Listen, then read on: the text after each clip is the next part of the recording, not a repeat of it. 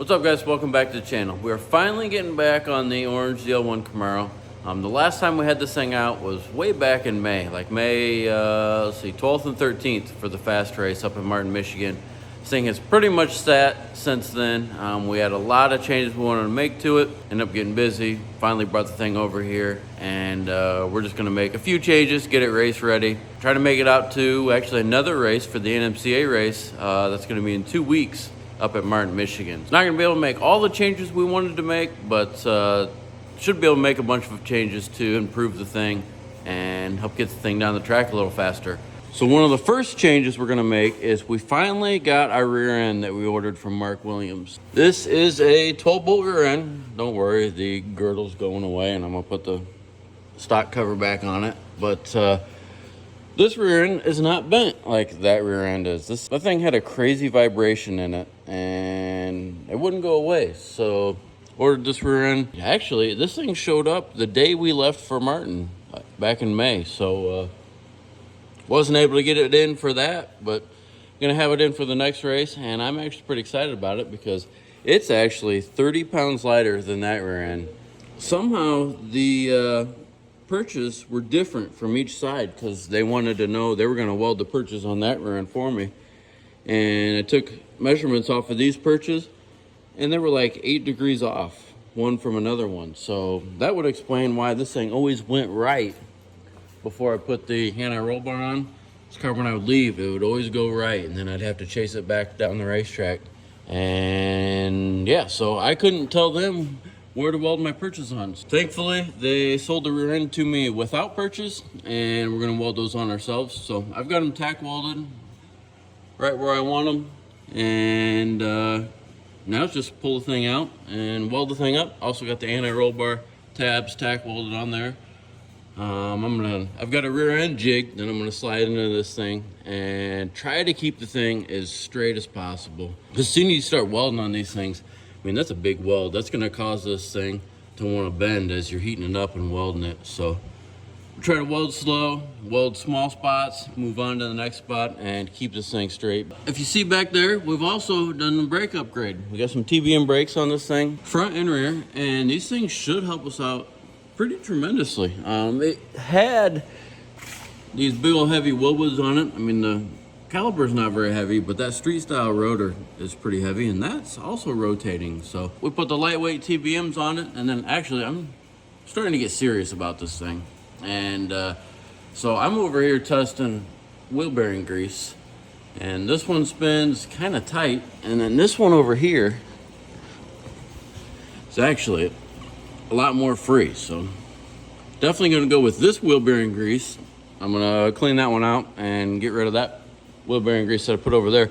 This stuff over here is just your regular red stuff that you can get at the parts store. Over there is some nasty stuff we got in our grease gun, and actually really good grease, but it's so good that it just slows down the wheel speed, and we can't have any drag. This thing had a bunch of drag in it. It was hard to push. So trying to go for lightweight, real lightweight with rotating parts, and the least amount of drag as we can go. So yeah, we were gonna get crazy with it. I was gonna redo the entire wiring harness, pull everything out of the car, and we just don't have time for that. Still gonna have a mess of wires underneath the dash, but I think we'll be able to get enough weight out of it to make an improvement over our last time out.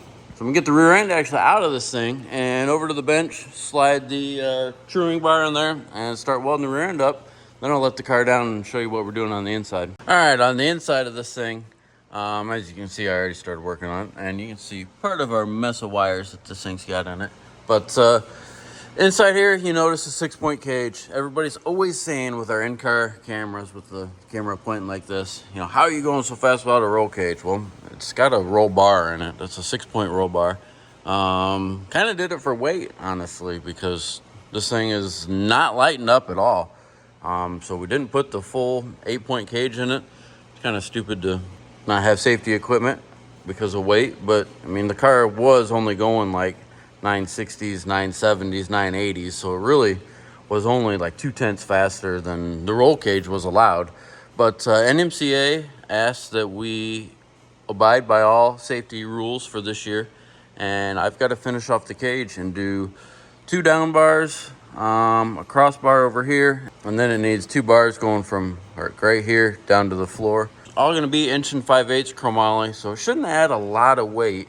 And then I did not want the bars to go in front of the dash. As much as I want to keep this thing like original and not cut this car up because it's a rust-free, all original body panel 69 Camaro, I just do not want the bars going in front of the dash. I hate that look. It's ugly because then I won't be able to hide the cage in this pillar. It's gonna have to come down like that, and it's just gonna look goofy. My buddy Craig put the roll bar in that's in here now, the 6-point. You can't even see the bar over this piece of glass right here. So I'd like to stay with that, and we're gonna tuck it up real high. I'm gonna have to put a gusset here because we're not gonna be able to weld all the way around that, but NHRA allows that. And then just go right through the dash right here. Have to drill a hole right in this dash, which not really something I wanted to do, but I want the thing to look right. I don't want it to look like the roll bar was an afterthought. And run the bar back behind the dash and then down into this down bar right there. So that way it still has the look where you really got to look at the thing to see the roll bar. And then on the other side, I might be able to go through the vent on the other side, and because the way the dash is, I might not have to cut anything steel on the dash over there. If I do, I have to trim very little, but then I'll trim the dash pad. And it should look actually pretty nice once we're done. So those are pretty much our updates. We're gonna lighten the thing up a little bit, but also add some weight to it. So hopefully I'm taking more weight off than I'm adding to it, and we'll see a little bit of an improvement. Went 950 the last time out. The air was at like 2,500 feet. So it was hot, it was nasty, and we clicked off a 950, which is, it's the best pass.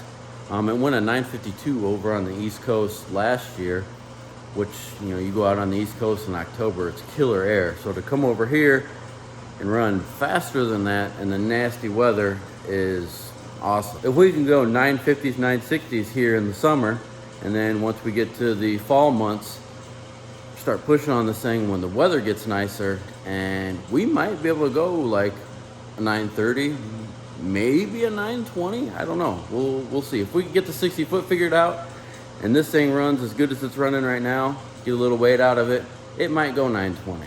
So one of the biggest assumptions people make with these cars is that these are drag tires. These are not drag tires.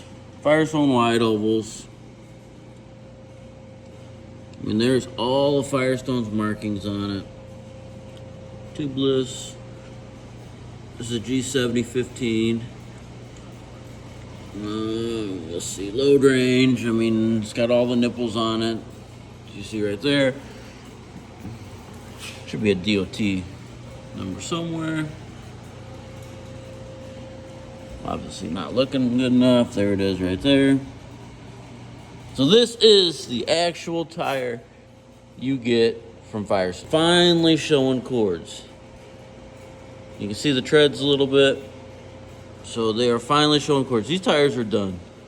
So I've been on these tires since we put this car together, which was end of 2020. We ran one race in 2020 at Indy at the end of the year. And then that was it. So a little over a year out of those tires is actually really good. That tire is showing just the same amount of threads as this tire is, which I started doing bigger burnouts to see if I could get it to hook better. I never really saw a difference, but it made for cooler pictures and cooler videos, so I kept doing it. But one thing I want to tell you guys, we've got a mess over here. We got to do a lot of cleaning. Is we bought our own tire shaver. So this is how we get the tires down to pretty much bald looking. This was a practice tire that we've got. The tire spins on here. This thing actually cuts it. We need to buy a couple more blades. I think this is an original tire for that 67 435 horsepower we got. Yeah, that's how they start out. That's how they end up looking, and they last for about a year until we got to cut tires again. So any of you fast racers or anybody else that wants some tires cut, get a hold of me, and we'll trim your tires down for you and make them the exact way that we run them. And hopefully you'll see an improvement on a set of bald tires, because it's such a big difference from a treaded tire to a bald tire. It's almost, this thing wouldn't go down the racetrack on a treaded tire. So they got to be pretty much wore out for this thing to work. So Corvette, now that's a different story, but the Camaro, it needs it for sure. So yeah, you guys want some tires cut, just get a hold of me. But I'm gonna get back working on this. Of course, nothing ever goes as planned. So got the rear end out, sitting here on the bench. So this 12 bolt that Mark Williams built us, I just found out, has bigger carrier bearings than your normal 12 bolt. So your normal 12 bolt has, this is the carrier bearing. That obviously, as you can see, doesn't fit in there. So this thing has bearings that are 15 thou smaller than this right here, which is for like a Chrysler rear end. That is, it's not that one, it's not that one. Right here, like an 8 3/4 Chrysler. That's what this is. This needs cut down 15 thou to fit into our slot for our bearings in this 12 bolt. So luckily I know somebody down the street with a lathe, because I always talk about getting a lathe and never do, which we could totally use one right now. When you take 15 thou off of here, and what these do is we slip these in here, and they actually go in here. We put the caps back on it, then we slide a long bar into the whole thing and slip this bearing retainer. We've got 4 9-inch ends on this rear end, so slip this bearing thing in there, and it actually holds the rear end from doing this when you're welding it. Gonna be a pause right now on the rear end, just because you got to get this thing turned down 15 thou, so everything will go together like we want it to. So I'm gonna go ahead and start bending some bars for this thing and start on the roll cage. All right, so I've actually got both the bars bent. It's gonna turn out all right. So this one's a little long, but you can kind of see the idea that we got going on here. I drilled my hole over here, and then I had to cut a little bit this way to get it in there. But this is gonna move over, which should bring this over more. Trying to not have a big old gap like that. There's no way I would weld this thing in like that. But it's actually looking pretty good. So should have to cut some of this off. We'll bring it this way a little bit, and then this will actually kind of fit. It's not trimmed up, so it's not even gonna go anywhere close to where it needs to be, but yeah, it's going over way more than that. As you can see, it still needs to go over. It's kind of hard to do with one hand, but that's close. It'll all look good once we get it done. I think that side's gonna be easier than this side, because that side I don't have to drill a hole. And then I'm just trying to decide if I want to put a little bit of a bend here to try to get it real close to this or not. I don't know. I don't want to do so much work that makes it a pain to weld, because I've actually got to tack it down there, tack it here, make the crossbar. Then I'm gonna have to cut these tacks and these tacks off and drop this thing down like that, finish welding the top of this crossbar, and then we'll have to put it back up and fully weld it. And we're gonna have to put some 1-inch pieces. I got some 1-inch over there. We'll have to put the 1-inch pieces on there for cross braces, because if you can't weld all the way around the tube, you got to have a little gusset there. Gusset, I said cross brace, I meant to say gusset. That was the word I was looking for. That's enough work for today. I've actually got a new camera that I want to go try out. So I'm supposed to put it on the back of the car or truck or whatever, and then it's gonna make it in like third person, so it'll be like playing a video game. I'm kind of wondering if I can stick it on the side of the vehicle and get a cool like side shot of it rolling down the road, and maybe stick it on the front. I don't know. So I'm gonna go put that camera in a bunch of places and film it and see what I come up with. It'll be really cool to go down the racetrack and get a view of this person I'm racing, kind of like third person view or something. There's 2 times I've not put a camera on the car or not had the camera in the right setting, and I've missed 2 like really good races, or one was an accident that I actually talked to the guy, he came within a foot of hitting us. That was up at Martin. And then the other one I missed, my dad and I were dead nuts side by side. racing from pretty much the tree all the way to the end of the track. He went a 952, I went a 950, so we were like dead nuts even. I thought I had the camera on in the right, pointing in the right direction, and I did not. So hopefully with this new camera, I'll be able to get cooler shots for you guys and not miss all the neat stuff that we've missed in the past.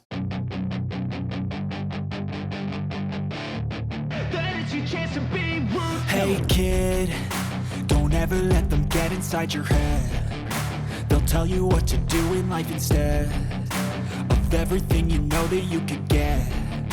Don't let them guide your life towards regret. I'll fight for what I love with every breath. My past is filled with things I won't forget. I use them all to push me to my best. So treat the worst of times just like a test. If only I could go back in time, I'd tell myself that everything will end up alright. Just push yourself, test yourself, figure out what you like, and find your limits, don't be rigid, always work towards a prime. Surround yourself with open minds, people can change your life. A few friends with intent can help you feel alive. Find a passion, take some action, and with a little time, just be patient, make a statement, try to enjoy your life. They'll try to kick you while you're down.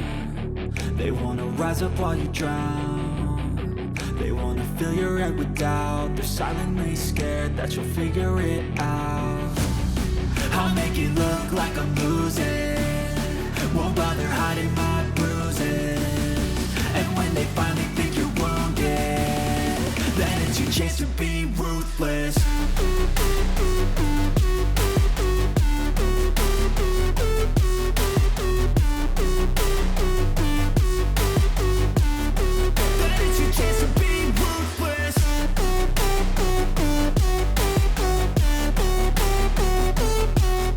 Alright guys, that's going to wrap it up for this video. This camera is actually pretty cool. It's going to take some getting used to putting it in the right spot and adjusting it. I kept wanting to fall over when we first started. I don't have a pair of pliers to actually tighten the thing up. But this thing will like go out really far, and I don't know, I think you should be seeing me right now. I don't know, we'll find out when I edit it, but oh, there it goes falling down again. But this thing's pretty sweet.